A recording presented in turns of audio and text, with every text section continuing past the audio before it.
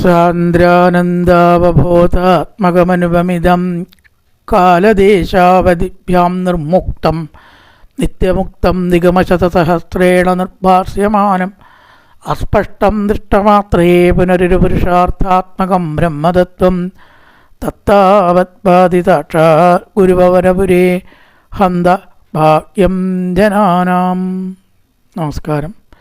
സനാതന ധർമ്മസംഹിതകൾ പങ്കുവയ്ക്കാനായുള്ള ചാനലായ നാദശ്രീയിലേക്ക് എല്ലാവർക്കും സ്വാഗതം. ചാനൽ സബ്സ്ക്രൈബ് ചെയ്യാനും ലൈക്ക് ചെയ്യാനും ഓർമ്മപ്പെടുത്തിക്കൊള്ളുന്നു. പ്രിയരെ, അഷ്ടാംഗ യോഗത്തിലെ നാരായണീയത്തിൽ നമ്മൾ ഇതുവരെ പറഞ്ഞു വെച്ചത് 7 കാര്യങ്ങൾ വരെയാണ്. ധ്യാനത്തെക്കുറിച്ചാണ് പറഞ്ഞത്. ധാരണ ആദ്യം പറഞ്ഞു, പിന്നെ ധ്യാനം ആയി. ബുദ്ധിമുട്ടേണ്ട ഘട്ടത്തിൽ ധാരണ, വിഷമില്ലാതെ ചെയ്യാറായാൽ ധ്യാനം. ആ സ്വരൂപം മനസ്സിലിങ്ങനെ വ്യക്തമായിട്ടിങ്ങനെ പ്രകാശിക്കുമ്പോൾ ധ്യാനം. പ്രകാശിക്കാൻ ചെയ്യുന്ന ശ്രമഘട്ടം അവ്യക്തതയുടെ ആണ് അസ്ഫുടേവ വിഷി എന്ന് പറയുമ്പോൾ ധാരണ. വിസ്ഫുടാവ എന്ന് പറയുമ്പോൾ തെളിഞ്ഞു, അത് ധ്യാനം. ഇപ്പോൾ ഘട്ടങ്ങൾ ഓരോ നിയമം ആസനം, അതുപോലെ തന്നെ പ്രാണായാമം, പ്രത്യാഹാരം, ധാരണ, ധ്യാനം, 7 ഘട്ടം വരെയായി. ഇനി അടുത്തത് സമാധിയാണ്. സമാധി ഭാവത്തെ അടുത്ത ശ്ലോകത്തിൽ വർണ്ണിക്കുന്നു. ധ്യായതം സകളമൂർത്തിമീദിശീം ഉന്മിഷൻ മധുരതാകൃതാത്മനാം സാന്ദ്രമോദരസ്വരൂപമാന്തരം ബ്രഹ്മരൂപമയിതേവ ഭാസതേ. ഇനി ഇവിടുന്ന് അങ്ങോട്ട് സമാധിയെ കാണിക്കുന്ന കുറച്ച് ശ്ലോകങ്ങൾ 1-2 ഉണ്ട്, ഒരു ശ്ലോകം മാത്രമല്ല. ഇവിടെ പറയണു അടുത്തത് സമാധി തന്നെയാണ്. അപ്പം ഇവിടെ എന്താ പറഞ്ഞത്? ഹേ ഭഗവൻ, ഇപ്രകാരത്തിലുള്ള അങ്ങയുടെ ആ മൂർത്തിയെ, സകളമൂർത്തിയെ ധ്യാനിച്ചിട്ട് ഈ ദിശയും സകളമൂർത്തിയും ധ്യായതാം സകളമൂർത്തി മീദിശി എന്ന് പറഞ്ഞാൽ ഈദിശിയും സകലമൂർത്തി ധ്യായതാം.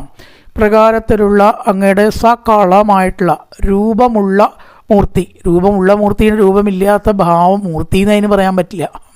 രൂപമുള്ള ആ ഒരു ധ്യാനം ശീലിച്ചിട്ട് സകളമൂർത്തിയും ധ്യായതാം. പിന്നെ എന്താ ഉണ്ടാവുക? ഉന്മിഷൻ മധുരതാകൃതാത്മനാം. അഭിവ്യക്തമായിട്ട് നമുക്ക് വ്യക്തമായിട്ട് മനസ്സിലാക്കുന്ന ഒരു സുഖമുണ്ട് അതിൽ. അതായത് ഈ ലോകത്തിൽ മറ്റെന്തിനെ ചിന്തിച്ചിരിക്കണേക്കാട്ടിലും സുഖമായിരിക്കും ഭഗവത് സ്വരൂപം തെളിഞ്ഞ് കിട്ടുമ്പോൾ കിട്ടുന്നത്. അതൊക്കെ അങ്ങനെ തെളിഞ്ഞ് അനുഭവത്തിൽ വന്നാൽ മാത്രമേ ഒരാൾക്ക് പറഞ്ഞ ബോധ്യമാവുള്ളൂ. അനുഭവത്തിൽ വരുമ്പോൾ ആ ഒരു അവസ്ഥയ്ക്ക് തുല്യം ഈ ലോകത്തിൽ വേറെ ഒന്നുമില്ല എന്ന് ബോധ്യമാവും. ആ സമാധിയിൽ ഇരിക്കുന്ന ഒരാളെ നമ്മൾ ഉണർത്ത് പോലും ചെയ്യരുത് എന്ന് പറയണം. ആ പാപമാണത്. ഉറക്കത്തിൽ നിന്ന് ഉണർത്തുന്നതും പാപമാണ്. കാരണം അത് രണ്ടും ഏകദേശം ഒന്നാണ്. ഈ പ്രപഞ്ചത്തിൽ നിന്ന് വിട്ടിട്ടുള്ള സുഖമാണ് ശരിക്കും മനുഷ്യൻ ആഗ്രഹിക്കുന്നത് എന്നുള്ളതിന് എന്താണ് തെളിവ് നിങ്ങളൊരു പക്ഷേ ചോദിക്കുമായിരിക്കും. അല്ലെങ്കിൽ നമ്മൾ അതിനൊരു ഉദാഹരണം പറയാം. നമ്മൾ നല്ല ഉറക്കത്തിലാവുമ്പോൾ ഒരു ഫോണ് വന്നാൽ ആരുടെ പൈ നേരത്തെ വിളിക്കണം, ചെറുതായിട്ടൊരു ശാപത്തോട് കൂടിയിട്ട് നമ്മൾ എടുക്കും.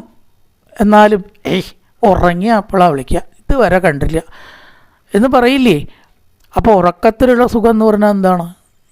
ഈ ലോകത്തിലുള്ള സുഖം അല്ലല്ലോ. ആണോ? ഈ കണ്ണുകൊണ്ട് കാണുന്നില്ല, ഈ മൂക്കൊണ്ട് മണക്കുന്നില്ല, ഈ ചെവി കൊണ്ട് കേൾക്കുന്നില്ല. ഇത് നമുക്ക് മാത്രമല്ല, ഏത് ജീവജാലങ്ങൾ കൊണ്ട്. സിംഹം ഉറങ്ങുമ്പോൾ ഉപദ്രവിച്ച് നോക്കൂ, അത് അത്യധികം കോപിക്കും. ഒരു ശ്വാവ് ഉറങ്ങുമ്പോൾ കോപിപ്പിച്ച് നോക്കൂ, ഉണർത്തി നോക്കൂ, അത് കോപിക്കും. എല്ലാ ജീവജാലങ്ങൾക്കും ഉള്ളൊരവസ്ഥയാണ് ഈ പ്രപഞ്ചം വിട്ടിട്ടുള്ള സുഖം. ഉറക്കം എന്ന് പറഞ്ഞാൽ പ്രപഞ്ചം വിട്ടിട്ടുള്ളതാണ്. അപ്പം എന്താണ് ഈ ഉറക്കത്തിനോട് ഇത്ര സ്നേഹം വരാൻ കാരണം?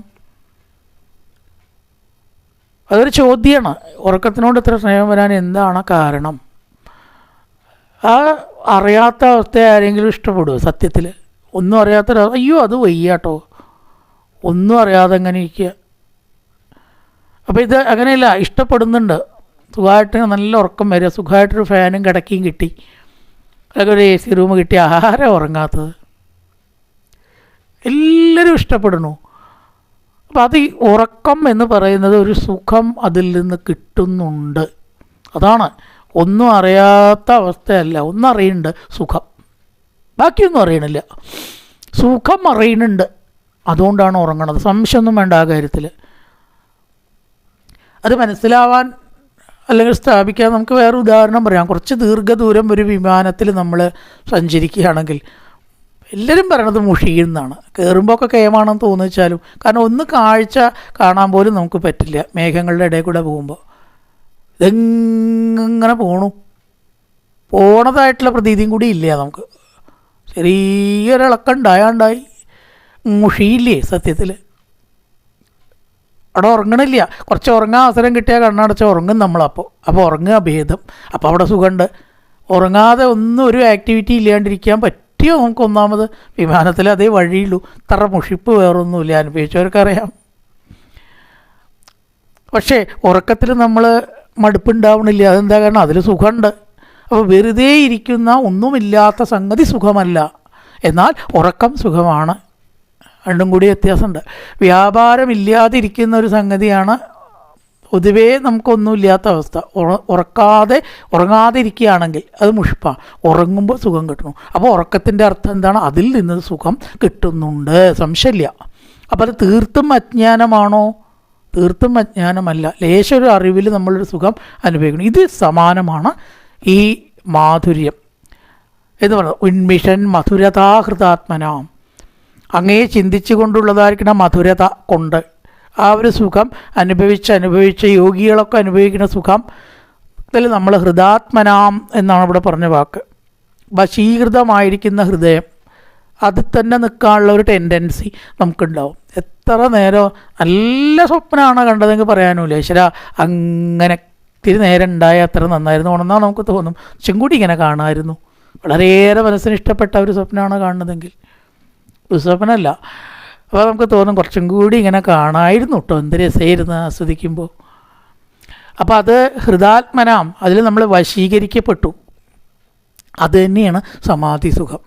അനുഭവിച്ച് കഴിയുമ്പോൾ നമുക്ക് ഈ വശീകരിക്കപ്പെട്ട മനസ്സ് അവിടേക്കാണ് വന്നാൽ പിന്നെ അതന്നെ നമ്മൾ ആഗ്രഹിക്കുള്ളൂ, വേറൊന്നിനോടും ആഗ്രഹിക്കില്ല. അതുകൊണ്ട് ഈ ദിശയും സകളമൂർത്തിയും ധ്യായതാം, സകളമായിരിക്കുന്ന ഈ മൂർത്തിയെ ധ്യാനിച്ചിട്ട് ഉന്മിഷൻ മധുരതാഹൃതാത്മനാം, മെല്ലെ മെല്ലെ മെല്ലെ ഉദിച്ച അപഹരിക്കപ്പെട്ട മനസ്സോട് കൂടിയുള്ള സുഖം അതിൽ നമ്മൾ ലയിക്കുകയാണ് യോഗികൾ അനുഭവിക്കുന്നത് പോലെ.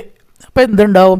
സാന്ദ്രമോദരസരൂപം ആന്തരം തേ അപഭാസത്തെ, ആ ഉള്ളിൽ ആന്തരം എന്ത് പ്രകാശിക്കുന്നു? സാന്ദ്രമോദരസരൂപം, സാന്ദ്രമോദരസരൂപം ആന്തരം അവഭാസത്തെ, ആനന്ദപ്രദമായിരിക്കുന്ന രസരൂപമായിരിക്കുന്ന ആ ഭാവം അവഭാസത്തെ ഉള്ളിൽ വിളങ്ങുന്നു. തേ രൂപം അവഭാസത്തെ, സാന്ദ്രമോദരസരൂപം തേ രൂപം, ആന്ദ്രമോദരസരൂപമായിരിക്കുന്ന അങ്ങയുടെ രൂപം, അതായത് ബ്രഹ്മരൂപം അവഭാസത്തെ മനസ്സിൽ വിളങ്ങുന്നു. സാന്ദ്രമോദരസരൂപം അതായത് ബ്രഹ്മരൂപം ആന്തരം അവഭാസത്തെ, സാന്ദ്രമോദരസരൂപമായിരിക്കുന്ന ബ്രഹ്മരൂപം, സാന്ദ്രമോദരസരൂപം ബ്രഹ്മരൂപം ആന്തരം അവഭാസത്തെ ഉള്ളിൽ വിളങ്ങുന്നു. ഇവിടെ വിളങ്ങുന്നത് ശരിക്കും ബ്രഹ്മരൂപമാണ്. അതിൻ്റെ വിശേഷണമാണ് സാന്ദ്രമോദരസ്വരൂപം. എന്താണ് വിളങ്ങുന്നത്? ബ്രഹ്മരൂപം. അതിൻ്റെ പ്രത്യേകത എന്താ? സാന്ദ്രമോദരസ്വരൂപം, സാന്ദ്രമോദരസമായിരിക്കുന്ന ബ്രഹ്മരൂപം. ഒന്ന് സംഗതി, ഒന്ന് വിശേഷണം. സാന്ദ്രമോദരസ്വരൂപമായിരിക്കുന്ന ബ്രഹ്മരൂപം ആന്തരം അവഭാസത്തെ ഉള്ളിൽ വിളങ്ങുന്നു. ശുദ്ധതത്വമായിരിക്കുന്ന ആ സകല രൂപം മനസ്സിലിങ്ങനെ പ്രകാശിക്കുമ്പോൾ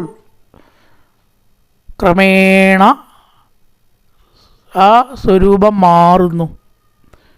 അതാണ് ബ്രഹ്മരൂപം. ബ്രഹ്മരൂപം എന്ന് പറഞ്ഞാൽ എന്താ? മനുഷ്യരൂപമല്ല, മൃഗരൂപമല്ല, വേറൊരു രൂപമല്ല, ഒന്നുമല്ല എന്ന് ഉപനിഷത്തിൽ നിഷേധിച്ച ഒന്നുമല്ലാത്തതായിട്ടെന്നാ എല്ലാം മായ. ഈ കാണുന്നതൊന്നും അല്ലാത്ത എല്ലാം ആയ സാന്ദ്രമോദരസ ബ്രഹ്മരൂപം അവഭാസതേ. അപ്പോൾ അവിടെ ശംഖില്ല, ചക്രമില്ല, ഓടക്കുഴലില്ല, മഞ്ഞപ്പെട്ടില്ല, കൃഷ്ണനില്ല, ഒന്നുമില്ല. അങ്ങനത്തെ ഒരു ആനന്ദം ബ്രഹ്മരൂപം, സാന്ദ്രമോദരസരൂപം ബ്രഹ്മരൂപം. ആ ബ്രഹ്മരൂപം മനസ്സി അവഭാസതേ, അത് ആന്തരം അവഭാസതേ, ഉള്ളിൽ പ്രകാശിക്കുന്നു. എങ്ങനെയാണ് ബ്രഹ്മരൂപം? സാന്ദ്രമോദരസ്വരൂപമാണ്, ആനന്ദസ്വരൂപത്തോടു കൂടിയിട്ടുള്ള ബ്രഹ്മരൂപം. ബ്രഹ്മരൂപം എന്ന് പറഞ്ഞാൽ സ്വരൂപം ഇല്ലാത്തത്. അപ്പോൾ സമാധിയിലേക്ക് എത്തി. അങ്ങനെ സകളമൂർത്തി, നേരത്തെ പറഞ്ഞു, സകളമൂർത്തി സ്വരൂപത്തോടു കൂടിയുള്ളതിനെ ധ്യാനിച്ച് അവയിൽ അപഹൃതാത്മനാം, അവയാൽ നമ്മൾ വശീകരിക്കപ്പെട്ട്, അതുതന്നെയാണ് ഏറ്റവും സുഖം എന്ന പ്രതീതിയിൽ നമ്മൾ അകപ്പെട്ട് പിന്നെ എന്തുണ്ടാവണു? ബ്രഹ്മരൂപം മാന്തരം അവഭാസത, ഉള്ളിൽ ബ്രഹ്മരൂപം പ്രകാശിക്കുന്നു. എങ്ങനത്തെ ബ്രഹ്മരൂപം? സാന്ദ്രമോദരസരൂപം ബ്രഹ്മരൂപം, സാന്ദ്രമോദരസരൂപമായിരിക്കുന്ന ബ്രഹ്മരൂപം, ആനന്ദപ്രദമായിരിക്കുന്ന ചിത്കനസ്വരൂപത്തോടു കൂടിയ ആനന്ദത്തിൻ്റെ ഈട്ട തിങ്ങിയ ഒരു ഭാവം. വെറും ഒരു ആനന്ദമല്ല, അല തല്ലാണ് അതിങ്ങനെ കടന്നിട്ട്. അങ്ങനത്തെയാണ് സാന്ദ്രമോദരസരൂപം എന്ന് പറയുക. ആനന്ദം കൊണ്ട് ഇങ്ങനെ എന്താ ചെയ്യേണ്ടതെന്ന് നിശ്ചയില്ലാതെ പരസ്യത്തിൽ പറയേ സന്തോഷം കൊണ്ട് എനിക്ക് ഇരിക്കാൻ വയ്യ, അങ്ങനത്തെ ഒരവസ്ഥ വരുന്നതാണ്. അതിനാണ് എന്ത് പറയുക? സാന്ദ്രമോദരസം. അങ്ങനത്തെ ബ്രഹ്മരൂപം അവഭാസത, ചിറകിട്ടടിക്കണ പോലെ, കൈയിട്ട് കുടയണ പോലെയോ ആനന്ദം കൊണ്ട് എന്ത് ചെയ്യണമെന്നറിയാത്ത ഒരവസ്ഥയിൽ നമ്മൾ എത്തുന്നു. അങ്ങനത്തെ ബ്രഹ്മരൂപം ആന്തരം അവഭാസതേ, ഉള്ളിൽ ശോഭിക്കുന്നു. ധ്യായതാം സകളമൂർത്തിം ഈദൃശീം ഉന്മിഷൻ മധുരതാകൃതാത്മനാം സാന്ദ്രമോദരസരൂപം ആന്തരം ബ്രഹ്മരൂപം ഐതേവ ഭാസതേ. നല്ലൊരു പ്രഭാതം എല്ലാവർക്കും ആശംസിച്ചുകൊണ്ട് നിർത്തുന്നു. നമസ്കാരം.